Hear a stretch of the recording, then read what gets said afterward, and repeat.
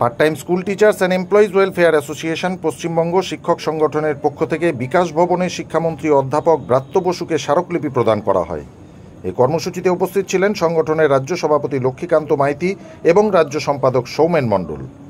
সংগঠনের পক্ষ থেকে দাবি জানানো হয়, অবিলম্বে কলেজ পার্ট টাইম শিক্ষক ও আইসিটি কম্পিউটার শিক্ষক শিক্ষিকাদের মতো এই রাজ্যের সকল বঞ্চিত স্কুল পার্ট টাইম শিক্ষক শিক্ষিকা ও শিক্ষাকর্মীদের অত্যন্ত দ্রুততার সঙ্গে শিক্ষা দপ্তরের মাধ্যমে নিয়োগ প্রক্রিয়া সুসম্পন্ন করতে হবে এবং সরকারি স্বীকৃতি, মর্যাদা ও স্থায়ীকরণ করতে হবে।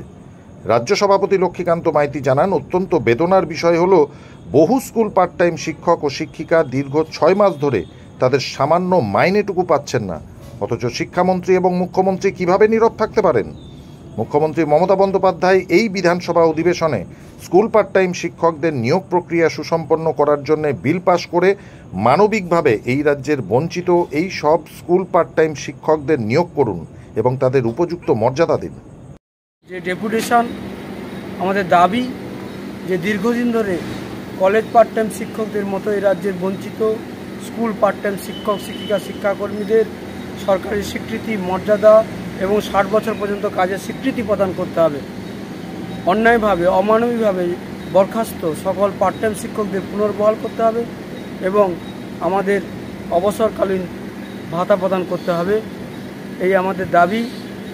আপনারা জানেন, এই মামাটি মানুষের সরকার ক্ষমতায় আসার 2011 সাল থেকে আমরা দীর্ঘদিন ধরে নবান্ন, মহাকরণ, বিকাশ ভবন এবং শিক্ষা দপ্তর সকল জায়গায় আমরা মাননীয় শিক্ষামন্ত্রী এবং মুখ্যমন্ত্রী সহ রাজ্যের কালীঘাটে মুখ্যমন্ত্রীর বাড়িতে আমরা বারবার আমাদের ডেপুটেশন এবং আলোচনার মাধ্যমে সরকারকে বাধ্য করাতে চেয়েছি, আন্দোলনের মাধ্যমে, যে কলেজের যেহেতু পার্ট টাইম শিক্ষকদের সরকারিভাবে নিয়োগ হয়েছে, এ রাজ্যের স্কুলগুলো এই পার্ট টাইম শিক্ষকরাই বহাল রেখেছে। তারা পঠন পাঠন যাবতীয় স্কুলের কাজ এই পার্ট টাইম শিক্ষকরা দিনের পর দিন নিষ্ঠার সঙ্গে, আন্তরিকতার সঙ্গে কাজ করছেন। আর এরা মাসের শেষে মাইনে পাচ্ছেন 1000, 1500, 2000, 2500, কোথাও 3000।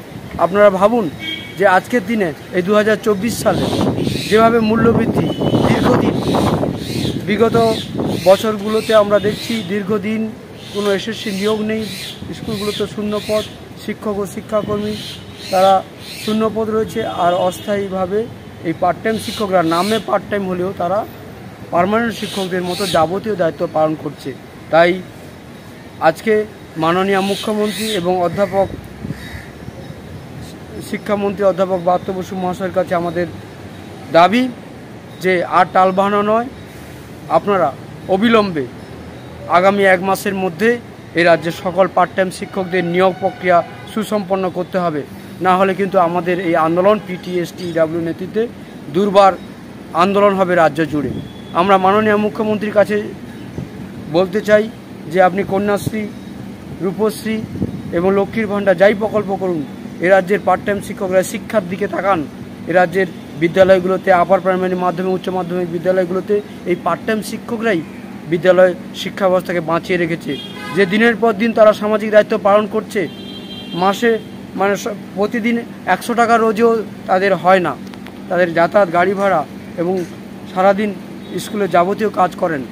আবার এই কোভিড সময়কালে হোক বা অন্যান্য স্কুলের যাবতীয় কাজ এই পার্ট টাইম শিক্ষকদেরই দিয়েই প্রধান শিক্ষক মহাশয়রা করান। তাই আমরা সেই সঙ্গে রাজ্যের সমস্ত প্রধান শিক্ষক, প্রধান শিক্ষিকাদের আবেদন করছি এবং পার্মানেন্ট শিক্ষকদের কাছেও আবেদন করছি যে আপনারাও এই পার্ট টাইম শিক্ষকদের পাশে দাঁড়ান, শিক্ষক, শিক্ষাকর্মী এবং শিক্ষিকাদের পাশে দাঁড়ান, যারা দীর্ঘদিন ধরে কাজ করছেন তাদের পাশে দাঁড়ান এবং মাননীয় মুখ্যমন্ত্রী আর টালবাহানা না করে আপনি দ্রুত নিয়োগ প্রক্রিয়া সুসম্পন্ন করুন, এই আমাদের দাবি। ধন্যবাদ। PTSTW জিন্দাবাদ।